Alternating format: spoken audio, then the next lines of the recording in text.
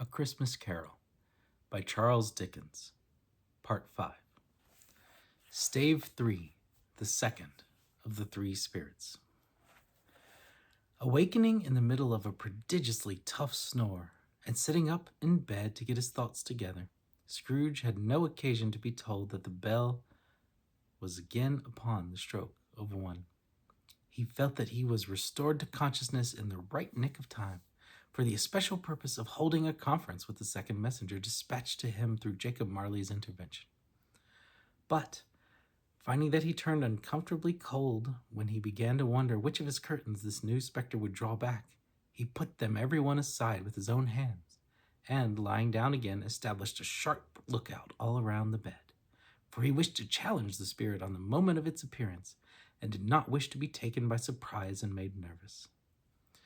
Gentlemen of the free and easy sort, who plume themselves on being acquainted with a move or two, and being usually equal to the time of day, express the wide range of their capacity for adventure by observing that they are good for anything from pitch and toss to manslaughter, between which opposite extremes, no doubt, there lies a tolerably wide and comprehensive range of subjects. Without venturing for Scrooge quite as heartily as this, I don't mind calling on you to believe that he was ready for a good broad field of strange appearances, and that nothing between a baby and a rhinoceros would have astonished him very much.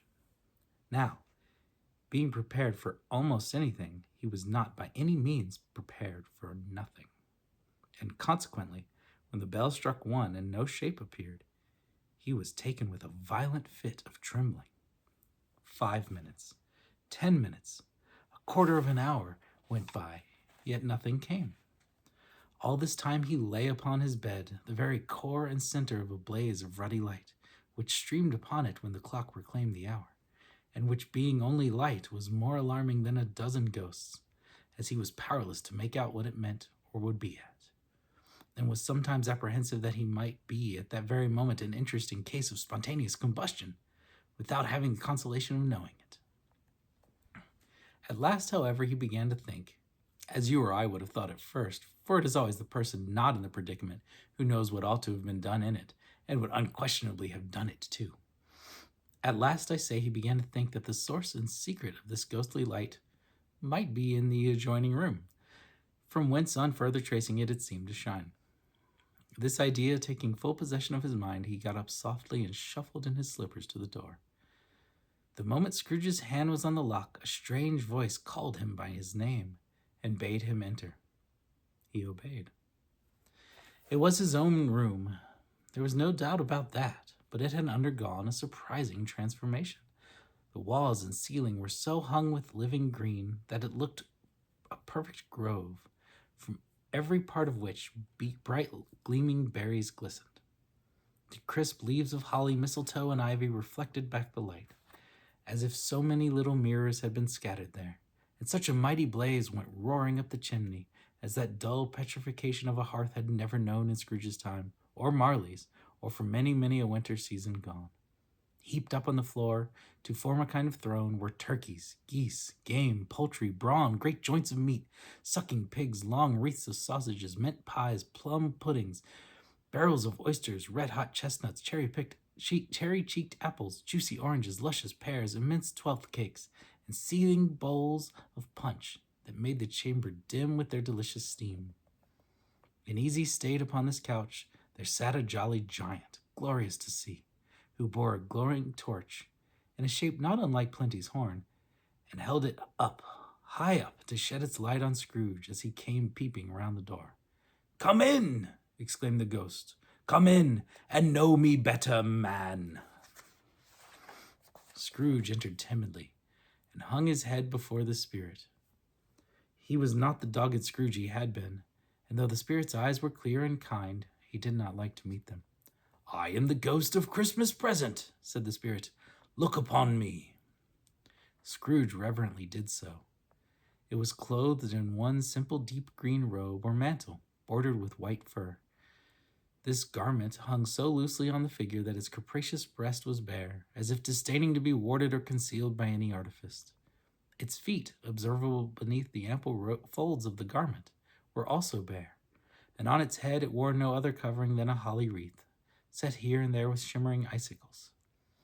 Its dark brown curls were long and free. Free as its genial face, its sparkling eye, its open hand, its cheery voice, its unconstrained demeanor, and its joyful air. Girded round its middle was an antique scabbard, but no sword was in it, and the ancient sheath was eaten up with rust. "You have never seen the like of me before," exclaimed the spirit. "Never," Scrooge made answer to it. "Have never walked forth with the younger members of my family? Meaning, for I am very young, my elder brothers, born in these later years?" pursued the phantom.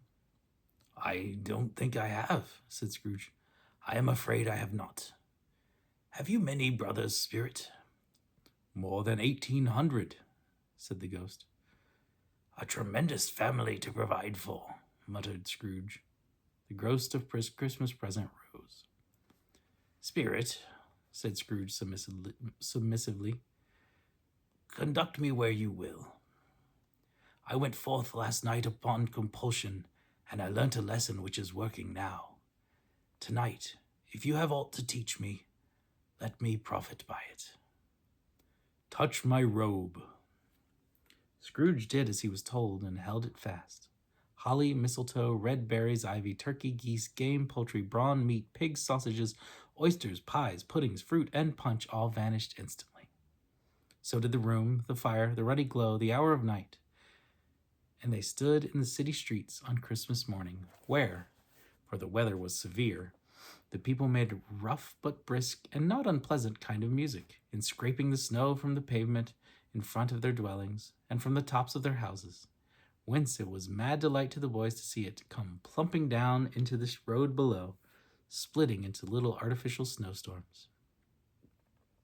The house fronts looked black enough, and the windows blacker, contrasting with the smooth white sheet of snow upon the roofs, and with the dirtier snow upon the ground, which last deposit had been plowed up in deep furrows by the heavy wheels of carts and wagons, furrows that crossed and recrossed each other hundreds of times where the great streets branched off, and made intricate channels hard to trace in the thick yellow mud and icy water.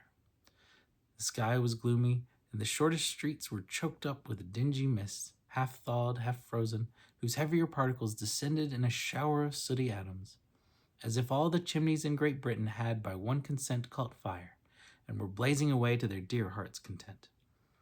There was nothing very cheerful in the climate, or the town, and yet there was an air of cheerfulness abroad that the clearest summer air and brightest summer sun might have endeavored to diffuse in vain.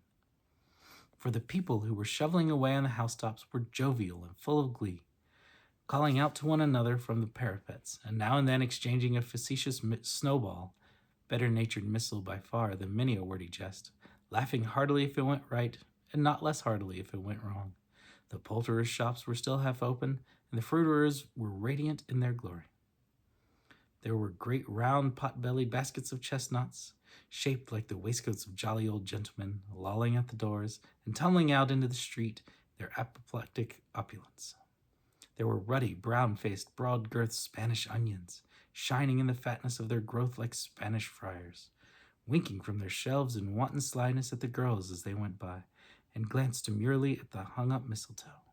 There were pears and apples clustered high in blooming pyramids. There were bunches of grapes made in the shopkeeper's benevolence to dangle from conspicuous hooks, that people's mouths might water gratis as they walked past. There were piles of filberts, mossy and brown, recalling in their fragrance ancient walks among the woods, and pleasant shufflings ankle-deep through withered leaves. There were Norfolk biffins, squab and swarthy, setting off the yellow of the oranges and lemons, and, in the great compactness of their juicy persons, urgently entreating and beseeching to be carried home in paper bags and eaten after dinner. The very gold and silver fish, set forth among these choice fruits in a bowl, though members of a dull and stagnant-blooded race, appeared to know that there was something going on, and, to a fish, were gasping round and round their little world in slow and passionless excitement. The grocers, oh, the grocers, nearly closed, with perhaps 2 shutters down, or 1, but through those gaps such glimpses. It was not alone that the scales descended on the counter to make a merry sound, or that the twine and roller parted company so briskly, or that the canisters were rattled up and down like juggling tricks, or even that the blended scents of tea and coffee were so grateful to the nose, or even that the raisins were so plentiful and rare, the almonds so extremely white, the sticks of cinnamon so long and straight, the other spices so delicious, the candied fruits so caked and spotted with molten sugar as to make the coldest lookers-on feel faint and subsequently bilious. Nor was it that the figs were moist and pulpy, or that the French plums blushed in modest tartness from their highly decorated boxes, or that everything was good to eat and in its Christmas dress.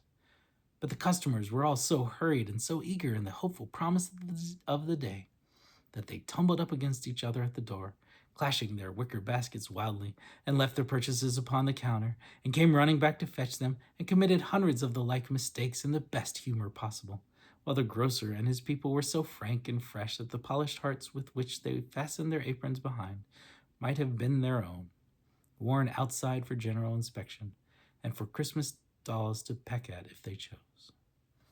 But soon the steeples called good people all to church and chapel, and away they came, flocking through the streets in their best clothes and with their gayest faces. And at the same time there emerged from scores of by-streets, lanes, and nameless tunings, innumerable people, carrying their dinners to the bakers' shops. The sight of these poor revelers appeared to interest the spirit very much, for he stood with Scrooge beside him in a baker's doorway, taking off the covers as their bearers passed, sprinkled some incense on their dinners from his torch. It was a very uncommon kind of torch, for once or twice, when there were angry roars between some dinner carriers who had jostled each other, he shed a few drops of water on them from it, and their good humor was restored directly. For they said it was a shame to quarrel upon Christmas Day. And so it was, God love it, so it was.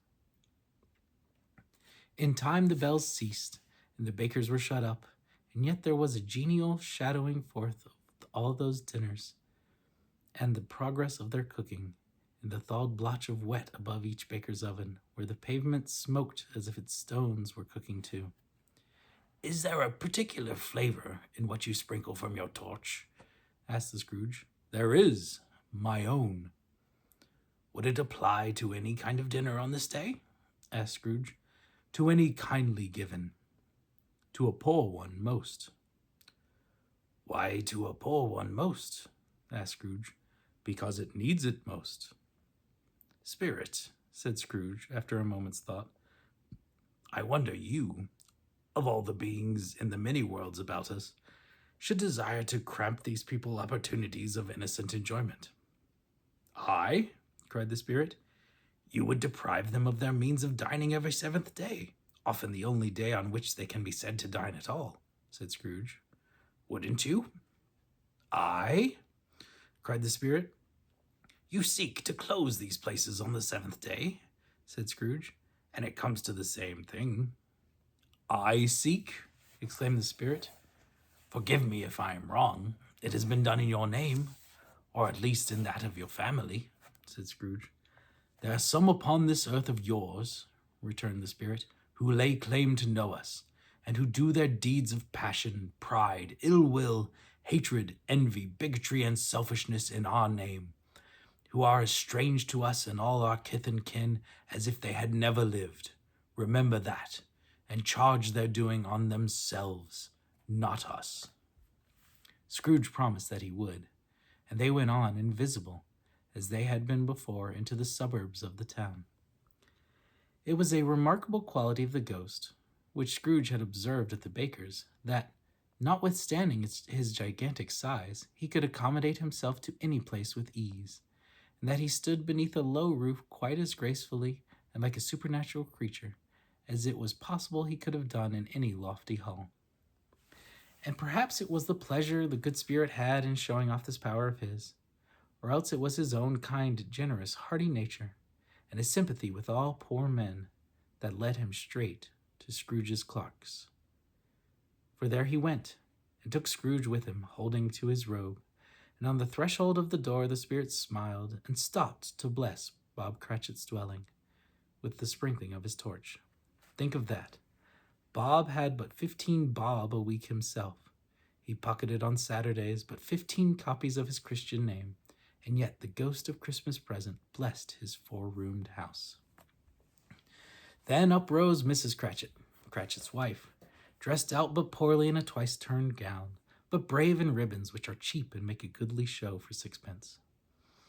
And she laid the cloth, assisted by Belinda Cratchit, second of her daughters, also brave in ribbons, while Master Peter Cratchit plunged a fork into the saucepan of potatoes, and getting the corners of his monstrous shirt collar, Bob's private property conferred upon his son and heir in honor of the day, into his mouth, rejoiced to find himself so gallantly attired, and yearned to show his linen in the fashionable parks.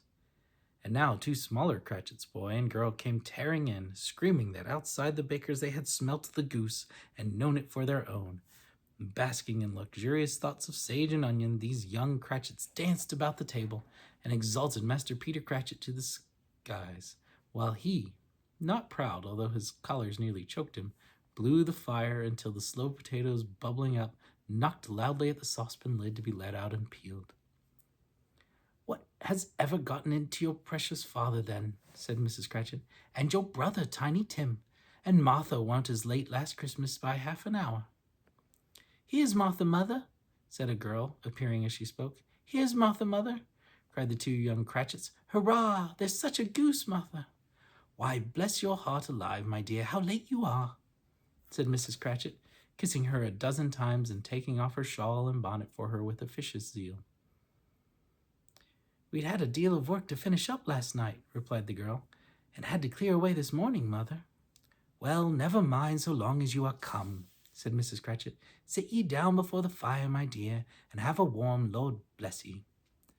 "No, no, there's father coming," cried the 2 young Cratchits, who were everywhere at once. "Hide, Martha, hide."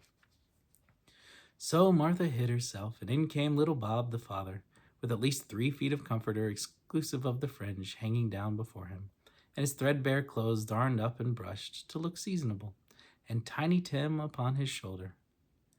Alas for Tiny Tim! He bore a little crutch, and had his limbs supported by an iron frame. "Why, where's our Martha?" cried Bob Cratchit, looking round. "Not coming," said Mrs. Cratchit. "Not coming," said Bob, with a sudden declension in his high spirits, for he had been Tim's blood horse all the way from church and had come home rampant. "Not coming upon Christmas Day?" Martha didn't like to see him disappointed, if it were only in joke, so she came out prematurely from behind the closet door and ran into his arms, while the 2 young Cratchits hustled Tiny Tim and bore him off into the wash-house that he might hear the pudding singing in the copper. "And how did little Tim behave?" asked Mrs. Cratchit, when she had rallied Bob on his credulity, and Bob had hugged his daughter to his heart's content. "As good as gold," said Bob, "and better. Somehow he gets thoughtful sitting by himself so much, and thinks the strangest things you've ever heard. He told me, coming home, that he hoped the people saw him in the church, because he was a cripple, and it might be pleasant to them to remember upon Christmas Day, who made lame beggars walk and blind men see." Bob's voice was tremulous when he told them this, and trembled more when he said that Tiny Tim was growing strong and hearty. His active little crutch was heard upon the floor, and back came Tiny Tim before another word was spoken, escorted by his brother and sister to his stool before the fire, and while Bob, turning up his cuffs, as if, poor fellow, they were capable of being made more shabby, compounded some hot mixture in a jug with gin and lemons, and stirred it round and put it on the hob to simmer, Master Peter and the 2 ubiquitous young Cratchits went to fetch the goose, with which they soon returned in high procession. Such a bustle ensued that you might have thought a goose the rarest of all birds, a feathered phenomenon to which a black swan was a matter of course, and in truth it was something very like it in that house. Mrs. Cratchit made the gravy, ready beforehand in a little saucepan, hissing hot. Master Peter mashed the potatoes with incredible vigor. Miss Belinda sweetened up the applesauce. Martha dusted the hot plates.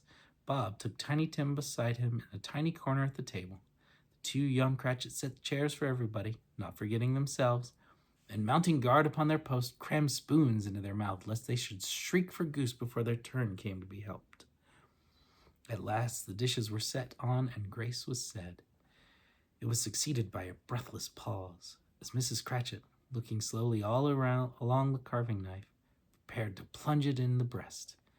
But when she did, and when the long-expected gush of stuffing issued forth, one murmur of delight rose all around the board, and even Tiny Tim, excited by the two young Cratchits, beat on the table with the handle of his knife and feebly cried, "Hurrah!" There never was such a goose. Bob said he didn't believe there ever was such a goose cooked. Its tenderness and flavor, size and cheapness were the themes of universal admiration. Eked out by the applesauce and mashed potatoes, it was a sufficient dinner for the whole family. Indeed, as Mrs. Cratchit said with a great delight, surveying one small atom of a bone upon the dish, they hadn't ate it all at last. Yet every one had had enough, and the youngest Cratchits in particular were steeped in sage and onion to the eyebrows. But now, the plates being changed by Miss Belinda, Mrs. Cratchit left the room alone, too nervous to bear witness, to take the pudding up and bring it in. Suppose it should not be done enough. Suppose it should break in turning out. Suppose somebody could have got over the wall in the backyard and stolen it while they were merry with the goose, a supposition at which the two young Cratchits became livid. All sorts of horrors were supposed. Hello! A great deal of steam. The pudding was out of the copper. A smell like washing day. That was the cloth. A smell like an eating house, and a pastry cook's next door to each other, with a laundress's next door to that. That was the pudding. In half a minute, Mrs. Cratchit entered, flushed but smiling proudly, with the pudding like a speckled cannonball, so hard and firm, blazing in half a quartern of ignited brandy, and bedight with Christmas holly stuck into the top. "Oh, what a wonderful pudding," Bob Cratchit said, and calmly, too, that he regarded it as the greatest success achieved by Mrs. Cratchit since their marriage. Mrs. Cratchit said that now the weight was off her mind, she would confess that she had had her doubts about the quantity of the flour. Everybody had something to say about it, but nobody said or thought that it was at all a small pudding for a large family. It would have been flat heresy to do so. Any Cratchit would have blushed to hint at such a thing. At last the dinner was all done, the cloth was cleared, the hearth swept, and the fire made up. The compound in the jug being tasted and considered perfect, apples and oranges were put upon the table, and a shovelful of chestnuts on the fire. Then all the Cratchit family drew round the hearth, in what Bob Cratchit called a circle, meaning half of one, and at Bob Cratchit's elbow stood the family display of glass, 2 tumblers, and a custard cup without a handle. These held the hot stuff from the jug, however, as well as golden goblets would have done, and Bob served it out with beaming looks, while the chestnuts on the fire sputtered and cracked noisily. Then Bob proposed, "A Merry Christmas to us all, my dears. God bless us," which all the family re-echoed. "God bless us, every one," said Tiny Tim, the last of all. He sat very close to his father's side, upon his little stool. Bob held his withered little hand in his, as if he loved the child and wished to keep him by his side, and dreaded that he might be taken from him. "Spirit," said Scrooge, with an interest he had never felt before, "tell me if Tiny Tim will live." "I see a vacant seat," replied the ghost, "in the poor chimney corner, and a crutch without an owner, carefully preserved. If these shadows remain unaltered by the future, the child will die." "No, no," said Scrooge. "Oh, no, kind spirit. Say that he will be spared." "If these shadows remain unaltered by the future, none other of my race," returned the ghost, "will find him here." "What then?" "If he be like to die, he had better do it, and decrease the surplus population." Scrooge hung his head to hear his own words quoted by the spirit, and was overcome with penitence and grief. "Man," said the ghost, "if man you be in heart, not adamant, forbear that wicked cant until you have discovered what the surplus is, and where it is. Will you decide what men shall live, what men shall die? It may be that in the sight of heaven you are more worthless and less fit to live than millions like this poor man's child. O God, to hear the insect on the leaf pronouncing on the too much life among his hungry brothers in the dust. Scrooge bent before the ghost's rebuke, and, trembling, cast his eyes upon the ground. But he raised them speedily on hearing his own name. "Mr. Scrooge," said Bob, "I give you Mr. Scrooge, the founder of the feast." "The founder of the feast, indeed," cried Mrs. Cratchit, reddening. "I wish I had him here. I'd give him a piece of my mind to feast upon, and I hope he'd have a good appetite for it." "My dear," said Bob, "the children, Christmas Day—" "It should be Christmas Day, I am sure," said she, "on which one drinks the health of such an odious, stingy, hard, unfeeling man as Mr. Scrooge. You know he is, Robert. Nobody knows it better than you do, poor fellow." "My dear," was Bob's mild answer, "Christmas Day." "I'll drink his health for your sake and the day's," said Mrs. Cratchit, "not for his. Long life to him. A Merry Christmas and a Happy New Year. He'll be very merry and very happy, I have no doubt." The children drank the toast after her. It was the first of their proceedings which had no heartiness in it. Tiny Tim drank it last of all, but he didn't care tuppence for it. Scrooge was the ogre of the family. The mention of his name cast a dark shadow on the party, which was not dispelled for full 5 minutes. After it had passed away, they were 10 times the merrier than before, from the mere relief of Scrooge the Baleful being done with. Mr. Cratchit told them how he had a situation in his eye for Master Peter, which would bring in, if obtained, full 5 and 6 weekly. The 2 young Cratchits laughed tremendously at the idea of Peter's being a man of business, and Peter himself looked thoughtfully at the fire from between his collars, as if he were deliberating what particular investments he should favor when he came to the receipt of that bewildering income. Martha, who was a poor apprentice at a milliner's, then told them what kind of work she had to do, and how many hours she worked at a stretch, and how she meant to lie abed tomorrow morning for a good long rest, tomorrow being a holiday she passed at home, and how she had seen a countess and a lord some days before, and how the lord was much about as tall as Peter, at which Peter pulled up his collar so high that you couldn't have seen his head if you had been there. All this time the chestnuts in the jug went round, and by they had a song about a lost child traveling in the snow from Tiny Tim, who had a plaintive little voice and sang it very well indeed. There was nothing of high mark in this. They were not a handsome family. They were not well dressed. Their shoes were far from being waterproof. Their clothes were scanty, and Peter might have known, and very likely did, the inside of a pawnbroker's. But they were happy, grateful, pleased with one another, and contented with the time. And when they faded, and looked happier yet in the bright sprinklings of the Spirit's torch at parting, Scrooge had his eye upon them, and especially on Tiny Tim, until the last. To be continued.